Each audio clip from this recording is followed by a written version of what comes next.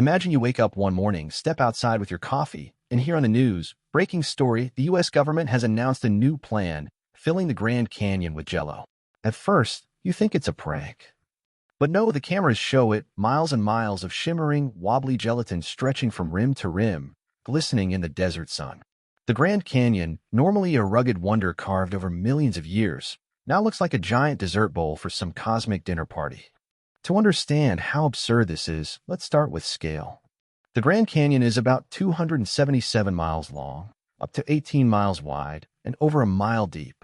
That's around 4.17 trillion cubic meters of space. Now, 1 cubic meter of Jello weighs about 1,000 kilograms, so we're talking more than 4 quadrillion kilograms of wobbly, sugary goo. If you wanted to make that much Jello, you'd need, well, every factory on Earth making nothing but Jello for centuries. And every cow that's ever lived, because gelatin comes from collagen.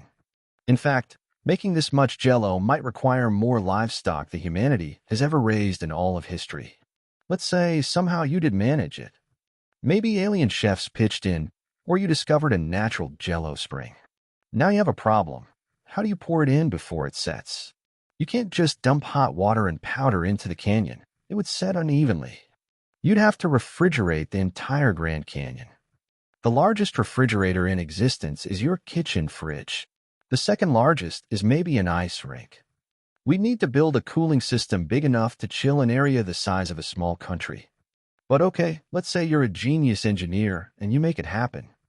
The Jello sets perfectly. You now have the biggest dessert in the solar system. The first thing you'd notice? The smell.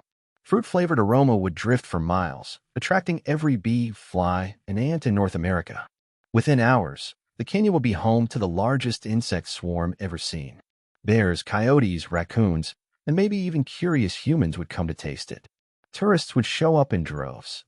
Hotels around the Grand Canyon would sell out instantly. Instagram would melt under the weight of wobbly dessert photos. But there's another thing, Jello is slippery. If you try to walk on it, you'd sink in up to your waist. Swimming in Jello is much harder than in water. It's thick, it resists your movements, and you get tired fast. In fact, safety teams would have to patrol constantly because falling into the Jello could be as dangerous as quicksand. And what about the environment? The Grand Canyon is home to a fragile desert ecosystem. Filling it with Jello would block rivers like the Colorado, which millions of people rely on for water. Without flowing water, entire ecosystems downstream would collapse. And over time, the Jello wouldn't stay perfect. In the Arizona heat, it would start to melt, ferment, and rot. Imagine billions of gallons of spoiled fruit gelatin turning into a sticky, bacterial soup. The smell would change from sweet strawberry to something between compost and gym socks. It could even release methane, a greenhouse gas, as it decomposed. Insects would love it, but people are not so much. Then there's the structural problem. Jello wobbles. An earthquake, even a small one, would send waves sloshing through the whole canyon. A big enough quake could cause a Jello tsunami, sending gelatin over the rim and down into towns. And when Jello flows, it's surprisingly destructive. It's heavy, sticky, and hard to clean up. Entire streets could be buried in a wobbly red flood. Some engineers might suggest turning it into energy. Yes, you can technically burn Jello, but the logistics of harvesting it from the world's largest wobbly bowl would be insane. Maybe you could use it as livestock feed, until the livestock got sick of eating nothing but fruit-flavored goo. In the long run, the only real solution would be to remove it. But how?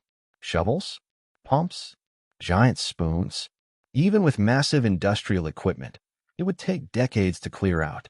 And by then, the Jello would be a disgusting sludge, far past its prime. On the plus side, humanity would have pulled off one of the weirdest engineering feats in history. It would be the kind of thing future civilizations would find in history books and think, why did they do that?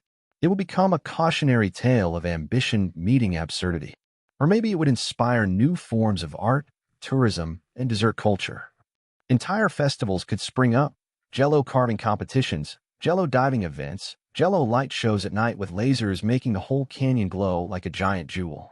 Children might grow up believing the Grand Canyon was always a dessert, until some future scientist ruins the magic by explaining erosion.